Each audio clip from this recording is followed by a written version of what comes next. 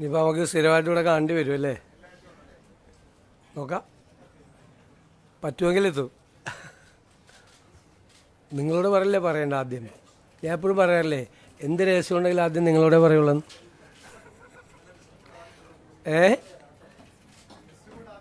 അല്ല, ഗവർണറെ കാണുന്നതിന് ഇപ്പോൾ പറയാൻ പാടില്ല, അതിനുള്ള അധികാരം നമുക്കില്ല. അതുകൊണ്ടാണ്. എന്നിട്ട് ഓടി വന്ന് നിങ്ങളോടാ പറഞ്ഞത്. എന്ത് പാടുപെട്ടാ ഓടി എത്തിയത് അവിടെ. അപ്പോൾ നമ്മൾ ഇന്നിപ്പോൾ ആദ്യത്തെ മന്ത്രിസഭാ യോഗം കഴിഞ്ഞു സത്യപ്രതിജ്ഞയ്ക്ക് ശേഷം. അപ്പോൾ തെരഞ്ഞെടുപ്പ് കാലത്ത് UDF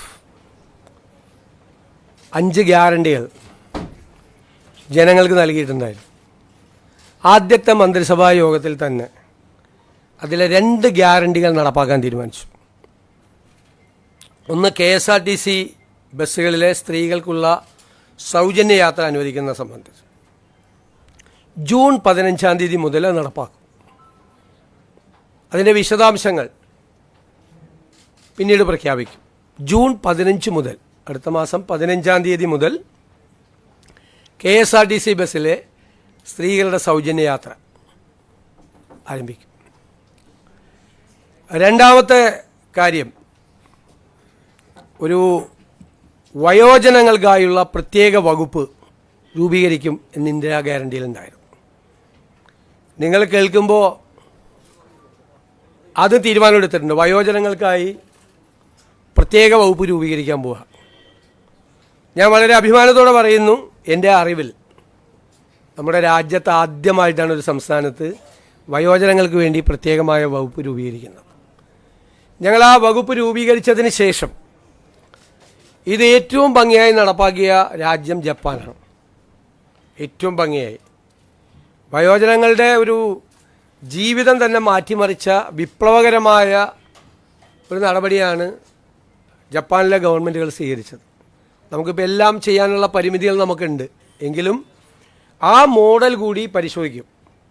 അതിനുള്ള ഒരു നല്ല സ്റ്റഡി അടുത്ത 1-2 മാസത്തിനുള്ളിൽ പൂർത്തിയാക്കി കേരളത്തിലെ വയോജനങ്ങളെ, ഞാൻ കരുതുന്നത് ഒരു സമൂഹം പരിഷ്കൃതമാണോ അല്ലയോ എന്ന് പരിശോധിക്കാനുള്ള ഒരളവുകോൽ ആ സമൂഹത്തിലെ മുതിർന്ന ആളുകളോട് എങ്ങനെ പെരുമാറുന്നു എന്നതാണ്. ഇപ്പം നമുക്ക് കേരളം സിവിലൈസ്ഡ് സൊസൈറ്റിയാണ്, പരിഷ്കൃത സമൂഹമാണെന്ന് ലോകത്തോട് മുഴുവൻ വിളിച്ചു പറയണമെങ്കിൽ പ്രായമായവരുടെ അല്ലേ, അവരോട് ഏറ്റവും മാന്യമായി, അവരെ കരുതലോടുകൂടി, അവരെ ചേർത്ത് പിടിച്ചുകൊണ്ടുള്ള ഒരു സമീപനവും പദ്ധതികളും കേരളത്തിലുണ്ടാകണം ധാരാളമായി.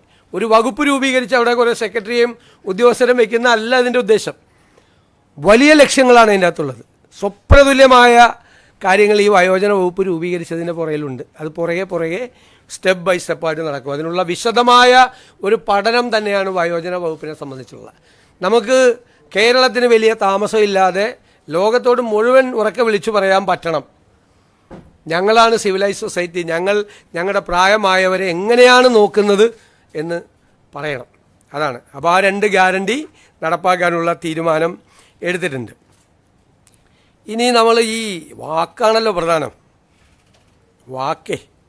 വാക്ക് പറയുമ്പോൾ മറന്നുപോലെ ഭയങ്കര എളുപ്പമാണ്. പക്ഷേ വിശ്വാസ്യത എന്ന് പറയുന്നത് ഏറ്റവും പ്രധാനപ്പെട്ടൊരു കാര്യമുണ്ട്. ഞാൻ തന്നെ ആശാ വർക്കർമാരുടെ പന്തലിൽ പോയി സമരം അവസാനിപ്പിക്കുന്നതിന് മുമ്പും സമരം അവസാനിപ്പിച്ച ദിവസം ഒരു വാക്ക് പറഞ്ഞിട്ടുണ്ടായിരുന്നു, ആദ്യത്തെ ക്യാബിനറ്റിൽ നിങ്ങളുടെ സഹായങ്ങൾ പ്രഖ്യാപിച്ചു തുടങ്ങും. എല്ലാം അവരാവശ്യപ്പെട്ട മുഴുവൻ കാര്യങ്ങളും ചെയ്യണമെന്ന് നമുക്കുണ്ട്. പക്ഷെ നിങ്ങൾക്കറിയാമല്ലോ, നമ്മളൊരു സമ്പദ് വ്യവസ്ഥയെക്കുറിച്ചുള്ള ഒരു പഠനങ്ങളൊക്കെ നടക്കുന്നേ ഉള്ളൂ. എങ്കിലും ആദ്യഘട്ടത്തിലായി അവർക്ക് 3000 രൂപയുടെ വർധനവ് പ്രഖ്യാപിക്കുകയാണ് ആദ്യത്തെ ക്യാബിനറ്റ് യോഗം തീരുമാനിച്ചു. റിട്ടയർമെൻറ്റ് ബെനിഫിറ്റിനെ സംബന്ധിച്ചിട്ടുള്ള യോഗം അടുത്ത 1 മാസത്തിനുള്ളിൽ തന്നെ അതുകൂടി തീരുമാനിച്ചു പ്രഖ്യാപിക്കും. കാരണം അതിൻ്റെ കുറച്ച് ഫിനാൻഷ്യൽ ലയബിലിറ്റിയും മറ്റ് കാര്യങ്ങളെക്കുറിച്ചുള്ള റിപ്പോർട്ടുകൾ വളരെ പെട്ടെന്നല്ലേ, നമ്മളിപ്പോൾ ചാർജ് എടുത്താലേ നമുക്കിതൊക്കെ ചോദിക്കാൻ പറ്റുള്ളൂ. അതൊക്കെ വരാനുള്ള ചില കാലതാമസങ്ങൾ കൊണ്ട് മാത്രമാണ്. അപ്പോൾ അവരോട് പറഞ്ഞ വാക്കുകൾ തീർച്ചയായിട്ടും പാലിക്കും. ആദ്യഘട്ടത്തിലാണ് 3000 രൂപ വർദ്ധിപ്പിക്കുന്നത്. റിട്ടയർമെൻറ്റ് ബെനിഫിറ്റിൻ്റെ കാര്യം ഒരുപാട് തീരുമാനിപ്പിക്കും. കുറച്ചുകൂടി കഴിയുമ്പോൾ അടുത്തൊരു ഘട്ടവും കൂടി പ്രഖ്യാപിക്കും. ഇപ്പോൾ നമുക്ക് ഇപ്പോൾ ഉള്ളത് 9,000 രൂപയാണ് ഇപ്പോൾ ഉള്ളത്. അത് 12,000 രൂപയാവും ഇപ്പോൾ. പിന്നെ അംഗൻവാടി ജീവനക്കാരുടെ വർക്കർമാർ, ഹെൽപ്പർമാർ, അവരുടെ പ്രശ്നങ്ങൾ നമുക്ക് അറിയാം. ഞാൻ തന്നെ നിയമസഭയിൽ അവതരിപ്പിച്ചിട്ടുണ്ട്, ഞങ്ങൾ തന്നെ നിയമസഭയിൽ അവതരിപ്പിച്ചിട്ടുണ്ട്.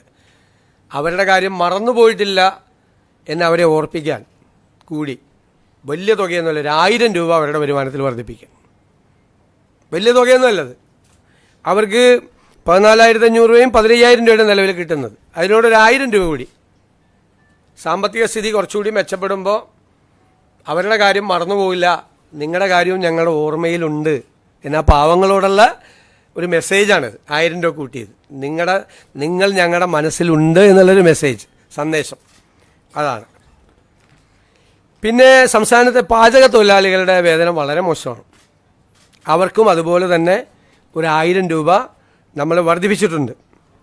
സംസ്ഥാനത്ത് ജോലി ചെയ്തു വരുന്ന പ്രീ പ്രൈമറി ടീച്ചർമാരുടെയും ആയമാരുടെയും ഓണറേറിയം അതും ഒരു 1,000 രൂപ കൂട്ടിയിട്ടുണ്ട്. ഇതെല്ലാം നമ്മളതിൻ്റെ സാമ്പത്തിക ബാധ്യതകളെല്ലാം പരിശോധിച്ചതിന് ശേഷമാണ് ഇതെല്ലാം ചെയ്തത്.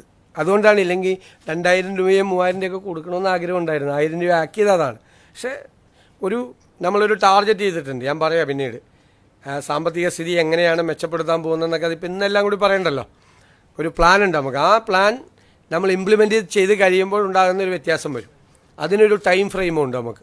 അതെല്ലാം അടുത്ത ദിവസങ്ങളിൽ അതിൻ്റെ പൂർണ്ണമായ തീരുമാനം നമ്മൾ വരും കേട്ടോ. ഇതാണ് ചെയ്തിരിക്കുന്നത്. പിന്നെ നമ്മുടെ നിയമസഭാ സമ്മേളനം മെയ് 21 MLA-മാരുടെ സത്യപ്രതിജ്ഞ നടത്താനും 22 സ്പീക്കറെ തിരഞ്ഞെടുക്കുന്നതിനുമായി നിയമസഭയുടെ ഒരു പ്രത്യേക സമ്മേളനം വിളിച്ചു ചേർക്കാൻ ബഹുമാനപ്പെട്ട ഗവർണറോട് ഞങ്ങൾ ശുപാർശ ചെയ്തിട്ടുണ്ട്. അങ്ങനെയാണെങ്കിൽ അതിൻ്റെ അംഗീകാരം കിട്ടുന്നതനുസരിച്ച് മെയ് 29 ഗവർണറുടെ നയപ്രഖ്യാപന പ്രസംഗം കൂടി ഉണ്ടാവും. നമ്മുടെ സഭയിലെ ഏറ്റവും സീനിയറായ അമ്പലപ്പുഴ MLA കൂടിയായ മുൻ മന്ത്രി ശ്രീ G. സുധാകരനെ പ്രോടൈം സ്പീക്കറായി നിയമിക്കുന്നതിന് നമ്മൾ തീരുമാനമെടുത്തിട്ടുണ്ട്. G. സുധാകരനാണ് പ്രോടൈം സ്പീക്കർ.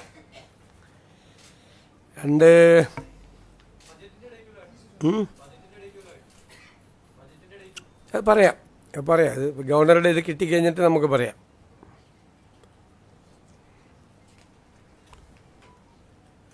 പിന്നെ നിലവിലെ advocate general Shri K. Gopalakrishnakurup രാജിവെച്ചിട്ടുണ്ട്. അദ്ദേഹത്തിൻ്റെ രാജി സ്വീകരിച്ചു. അഡ്വക്കേറ്റ് ജയ്ജു ബാബുവിനെ അഡ്വക്കേറ്റ് ജനറലായി, സീനിയർ അഡ്വക്കേറ്റാണ് ഹൈക്കോടതിയിലെ സീനിയർ അഡ്വക്കേറ്റ് ശ്രീ ജയ്ജു ബാബുവിനെ അഡ്വക്കേറ്റ് ജനറലായി നിയമിക്കാൻ തീരുമാനിച്ചു. അതുപോലെ director general of prosecution Shri T.A. ഷാജിയുടെ രാജി സ്വീകരിച്ചു. Shri T. Asaf Ali, advocate T. Asaf Ali, അദ്ദേഹം നേരത്തെയും ഡയറക്ടർ ജനറൽ ഓഫ് പ്രോസിക്യൂഷൻ ആയിരുന്നു പണ്ട് ഉമ്മൻചാണ്ടി സർക്കാരിൻ്റെ കാലത്ത്. അദ്ദേഹത്തെ ഡയറക്ടർ ജനറൽ ഓഫ് പ്രോസിക്യൂഷൻ ആകാൻ വേണ്ടിയിട്ട് തീരുമാനമെടുത്തിട്ടുണ്ട്. പിന്നീട് വളരെ പ്രധാനപ്പെട്ട തീരുമാനം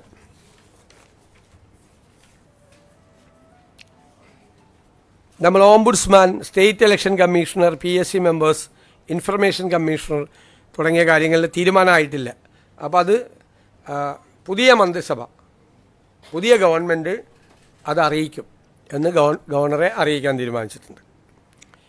15/12/2023 ഈ നവകേരള സദസ്സിൻ്റെ പരിപാടിയുടെ ഭാഗമായി അന്നത്തെ മുഖ്യമന്ത്രി ആലപ്പുഴ ജില്ലയിൽ എത്തിയപ്പോൾ റോഡരികിൽ പ്രതിഷേധം നടത്തിയ 2 പേർക്കെതിരായി മുഖ്യമന്ത്രിയുടെ ഗൺമാന്മാരായ ആളുകൾ വളഞ്ഞിട്ട് ആക്രമിച്ച സംഭവം കേരളത്തെ നടുക്കിയൊരു സംഭവം ഉണ്ടായിട്ടുണ്ട്.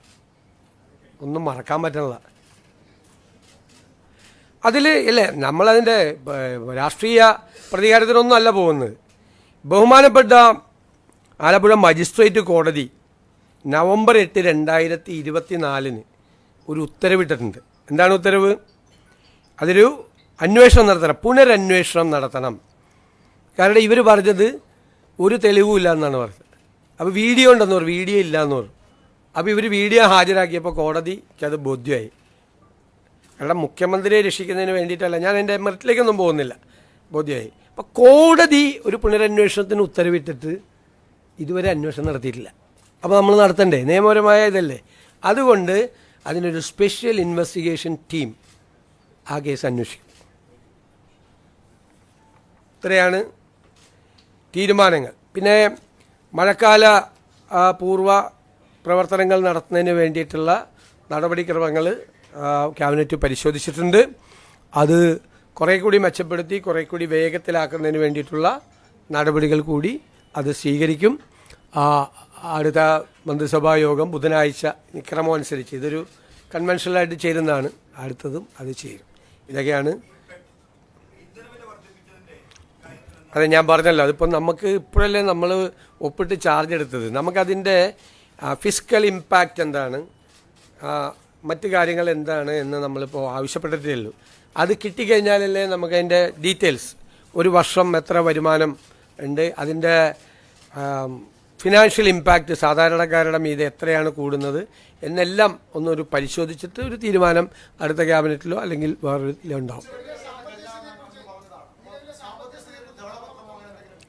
അത് ഞാൻ പറയാൻ വിട്ടുപോയതാണ്.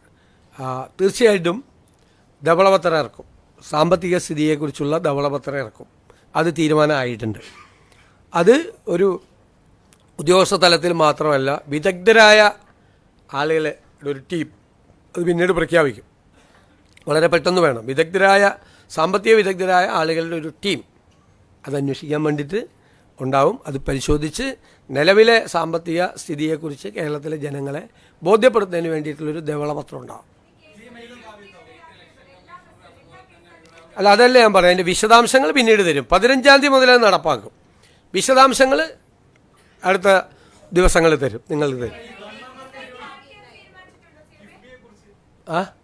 അല്ലല്ല, അതൊന്നും എല്ലാം കൂടി നമ്മളൊരു ആദ്യത്തെ ക്യാബിനറ്റ് തീരുമാനിച്ച അടുത്ത ദിവസമൊക്കെ പോയി വെറുതെ ഇരിക്കേണ്ടി വരില്ലേ, ചുമ്മാ. ഇല്ലില്ല, SIT രൂപീകരിക്കുക അത് ആഭ്യന്തര വകുപ്പാണ് അത് ചെയ്യേണ്ടത്. അതൊക്കെ അവർ ചെയ്തോളും ഭംഗിയായിട്ട്. അതിലൊക്കെ ക്യാബിനറ്റ് എടുക്കേണ്ട കാര്യം.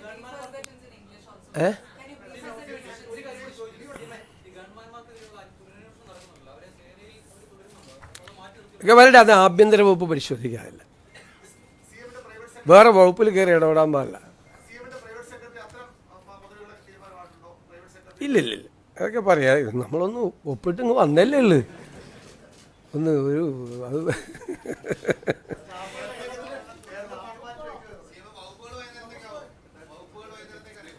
സമയത്ത് കിട്ടിയ ഗസറ്റ് വരും സമയമാകുമ്പോൾ. വല്ലതും വൈകിയ റെക്കോർഡ് അല്ലേ? റെക്കോർഡ് സ്പീഡിലാണ് കാര്യങ്ങൾ പോണത്. ഞാൻ പറഞ്ഞല്ലോ, അത് ജൂൺ 15-ാം തീയതി മുതൽ നടപ്പാക്കും. അതിൻ്റെ ഡീറ്റെയിൽസ് വിൽ ബി ഇൻഫോംഡ് എന്ന് പറഞ്ഞല്ലോ. ഇല്ല, ഞാൻ പറഞ്ഞു ഇത്രയും തീരുമാനമൊന്നും എടുത്തിട്ടില്ല, അത്രേ പറ്റിയുള്ളൂ. വരട്ടെ, എന്ത് കാര്യമുണ്ടെങ്കിലും ഞാൻ വേറെ ആരെടുത്തും പറയുന്നതിന് മുമ്പ് നിങ്ങളോട് പറയുള്ളൂ. അതിൻ്റെ വാക്കാണ്, രഹസ്യം. ഫസ്റ്റ് നിങ്ങളുടെ പറയുള്ളൂ.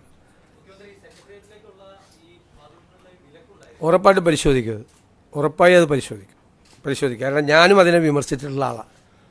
പണ്ട് പറഞ്ഞ വാക്ക് വിഴുങ്ങാൻ പാടില്ല, വാക്കാണ്. ഞാൻ വിമർശിച്ചിട്ടുള്ള പരിശോധിക്കുക ഞങ്ങൾ. അപ്പോൾ നിങ്ങളുടെ ആളിൽ എല്ലാവരും ഉണ്ടോ?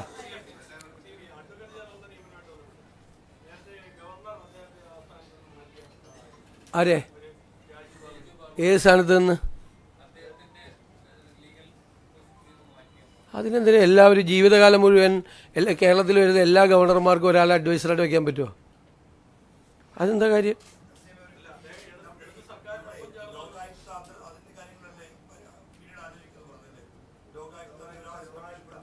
അതെല്ലാം ഗവൺമെൻറ് അറിയിക്കുന്നു. the first cabinet meeting decided to implement two Indira guarantees offered by the UDF. First of all, the free journey of women in the KSRTC buses. It will be implemented from June 15th onwards, 15th June onwards. The details will be informed later. Second, we are going to constitute a new department for the old age people. I think this will be the first one in India. We have many dreams about the old age people. The reason is that aging is a big problem in Kerala also. And how you are measuring whether it is a civilized society or not. We think that how the society is respecting the old age people, that is the measurement yard for checking that society is civilized or not. Our dream is that a day will come, Kerala will declare to the entire world that we are a civilized society, we are looking after our old age people decently. And third, we have offered, when the ASHA workers were on the street, in front of the secretariat, they have started long-term agitation. Myself went there and many UDF leaders went there. Then we offered that we will make actions to cure your problems. And the first cabinet will take a decision in favor of you. So, we kept our word. The first cabinet, we have decided to increase 3,000 rupees per month to all the ASHA workers as honorarium. Then for the Anganwadi workers, helpers, we increase 1,000 rupees per month. For the cooking staff in the schools, we are giving them 1,000 rupees per month more. And for the pre-primary teachers and ayahs, their honorarium is also increased by 1,000 rupees. And we have decided our pro tem speaker, Mr. G. Sudhakaran, senior MLA, will be the pro tem speaker. We have recommended to the Honorable Governor to convene the assembly for the swearing in of the MLAs and for the selection of the speaker. Then on 21st, swearing in of the MLAs, 22nd, election of the speaker, and 29th for the address by the Honorable Governor.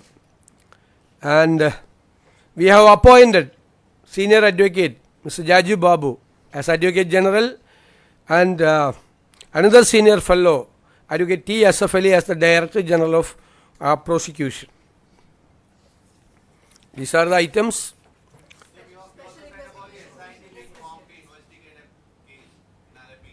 Yeah. When the former Chief Minister was conducting a program, there was a protest in Alleppey and there was a case. Two workers were brutally attacked by the gunmen of the Honorable former Chief Minister. It was a case, and by rejecting the arguments put forward by the prosecution, the court issued an order for a reinvestigation. Unfortunately, for the last 1.5 years, the government has not so far issued an order for reinvestigation. So the first cabinet decided to constitute a special investigation team for the re-investigation ordered by the Honorable Court. Okay? But do you think that it might sound like a politics of vendetta? That is why I told you that on November 8th, 2024, the Alappuzha District Court issued an order for a re-investigation. Not so far. The government has not issued an order for investigation. This is, we are implementing the court order. How it will, it can be interpreted as a political vendetta? No. But we don't forget anything. സത്യപ്രതിജ്ഞ ചടങ്ങിൽ സാധാരണ ഈ ഉള്ള ഒരു protocol കീഴ്വഴക്കം മാറ്റി വെച്ചുകൊണ്ട് പുതിയ രീതിയിലേക്ക് പോകുന്നത് എന്തുകൊണ്ടാണ്? പ്രീസിഡൻസ് ഒക്കെ മാറ്റപ്പെടാനുള്ളതല്ലേ. പ്രീസിഡൻസ് എന്ന് വെച്ച് കഴിഞ്ഞാൽ ഒരു 100 കൊല്ലം കഴിഞ്ഞാൽ ഇത് 150 കൊല്ലം മുമ്പുള്ള പ്രീസിഡൻസ് എന്ന് പറഞ്ഞിട്ട് കാര്യമുണ്ട്. ഇത് നിങ്ങൾ കണ്ടില്ലേ, ഈ സത്യപ്രതിജ്ഞ നിങ്ങൾ കണ്ടില്ലേ. ഈ സത്യപ്രതിജ്ഞയിൽ വന്ന അതിഥികൾ ആരൊക്കെയായിരുന്നു? ശ്രീ രാഹുൽ ഗാന്ധി, ശ്രീ മല്ലികാർജുൻ ഖാർഗെ, ശ്രീമതി പ്രിയങ്ക ഗാന്ധി, 3 സംസ്ഥാനങ്ങളിലെ മുഖ്യമന്ത്രിമാർ, 2 സംസ്ഥാനങ്ങളിലെ ഉപമുഖ്യമന്ത്രിമാർ, നിരവധി സംസ്ഥാനങ്ങളിൽ നിന്നുള്ള മന്ത്രിമാർ, ഛത്തീസ്ഗഡിലെ മുൻ മുഖ്യമന്ത്രി ശ്രീ ഭൂപേഷ് ബാഗൽ.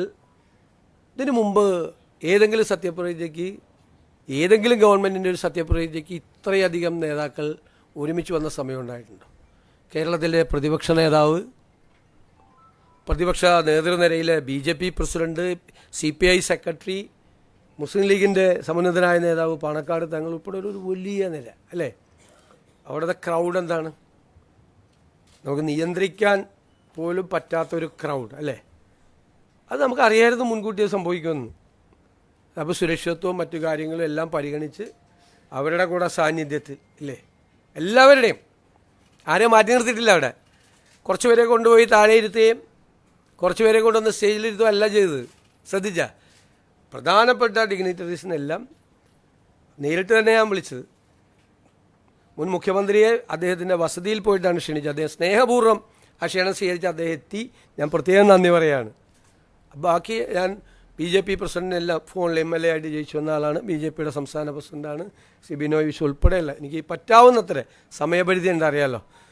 എല്ലാവരെയും നേരിട്ട് ബന്ധപ്പെട്ട് എല്ലാവരുടെയും സാന്നിധ്യത്തിൽ, ഇത് ജനങ്ങൾ തിരഞ്ഞെടുത്തൊരു മന്ത്രിസഭയല്ലേ അല്ലേ, അത് സത്യപ്രതിജ്ഞ ചെയ്യുമ്പോൾ എല്ലാവരുടെയും സാന്നിധ്യത്തിൽ ചെയ്യണം. അത് കേരളം പുതിയ ചില സന്ദേശങ്ങൾ ഞാൻ പറഞ്ഞല്ലോ, നമ്മൾ വരുമ്പോൾ ചില സന്ദേശങ്ങൾ കൊടുക്കുമെന്ന് പറഞ്ഞു. അതാണ്. അപ്പോൾ എൻ്റെ ഒറ്റ മറുപടിയല്ല, എപ്പോഴും പ്രീസിഡൻസ് എന്ന് പറയരുത്. ഒരുപാട് പ്രീസിഡൻസ് ഇനി മാറ്റപ്പെടും. ഇതൊരു വേറൊരു ജനകീയമായ സത്യപ്രതിജ്ഞ ചടങ്ങാണ്. ഞാനല്ലാതെ പറയേണ്ടത്, നിങ്ങളാണത് വിലയിരുത്തി വാർത്ത കൊടുക്കേണ്ടത്. എങ്ങനെയായിരുന്നു സത്യപ്രതിജ്ഞ? ഇങ്ങനെ ഒരു സത്യപ്രതിജ്ഞ നിങ്ങൾ കണ്ടിട്ടുണ്ടോ?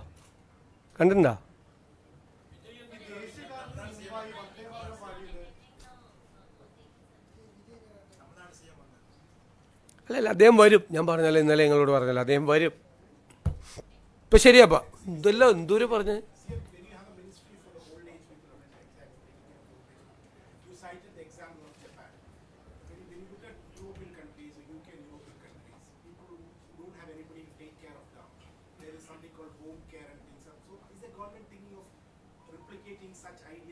Definitely, we have to protect each and every old age people. We don't allow them to be alone.